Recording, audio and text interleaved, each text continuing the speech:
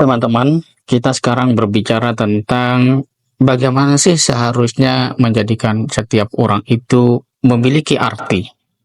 Jadi baru-baru ini saya membaca sebuah buku yang berjudul The Power of Habit. Ini tulisan Charles Duhigg. Duhigg atau Dahig. Ya, seperti itulah. Dan dia pada halaman ke-125 menceritakan pengalaman seorang Jeff Shockey yang dimana ketika dia pertama kali jadi pemimpin untuk pabrik Aloha, kalau nggak salah itu namanya, dia pertama masuk ke ruang parkir itu ngelihat di dekat-dekat pintu keluar masuk itu ada papan tulis, bukan papan tulis ya, papan yang tulisannya ini kepala itu, kepala ini, kepala itu. Melihat itu, berdasarkan kewenangan yang dia miliki, dia melihat bahwa pola itu menjadikan sebagian orang merasa sangat terhormat, sebagian lain justru merasa tidak berharga. Oleh karena itu, dia langsung memanggil stafnya dan meminta untuk menutup, menghapus ataupun mengganti papan itu. Prinsipnya dihilangkan. Tidak ada lagi kekhususan tempat parkir bagi siapapun, termasuk yang punya jabatan. Tetapi parkir yang bagus itu boleh diisi oleh siapapun ketika mereka bisa datang lebih awal.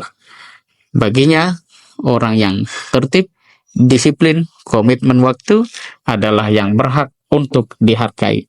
Nah, sahabat sekalian, berapa banyak orang yang dalam kehidupan ini merasa selalu haus akan penghargaan, meskipun tidak ada kontribusi dalam kehidupannya.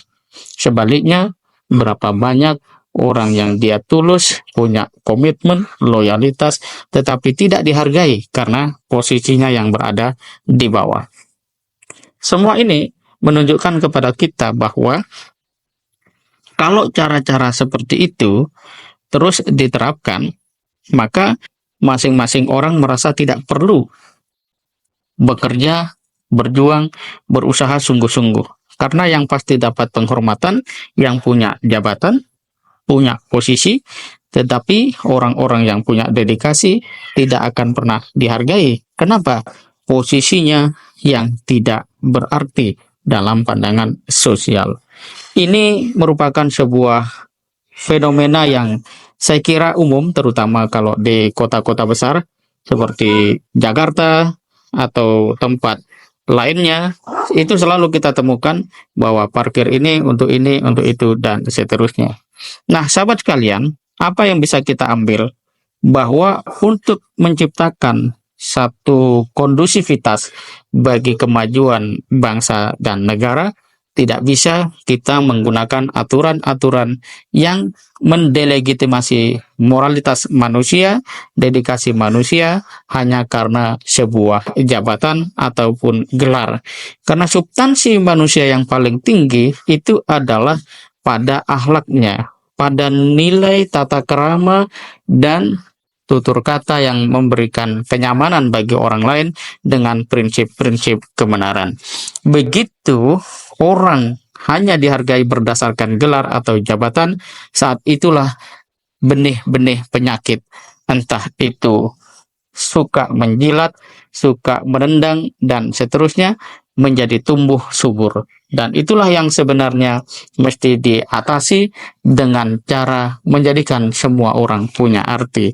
Siapa yang lebih awal, dialah yang boleh mendapatkan tempat yang terbaik. Seperti posisi ketika orang akan berangkat sholat berjamaah ke masjid, yang bisa duduk di saf terdepan bukanlah pejabat, tetapi siapa yang memang siap untuk lebih awal datang ke masjid. Kalau prinsip ini ada di dalam regulasi kehidupan kita secara sosial maupun secara formal, maka insya Allah Indonesia akan memiliki kemajuan. Cuma catatannya, kita nggak perlu menunggu kapan itu terwujud. Setidak-tidaknya kita harus mulai. Oleh karena itu, dalam Islam prinsipnya adalah fastabiqul khairat, berlomba-lomba dalam kebaikan.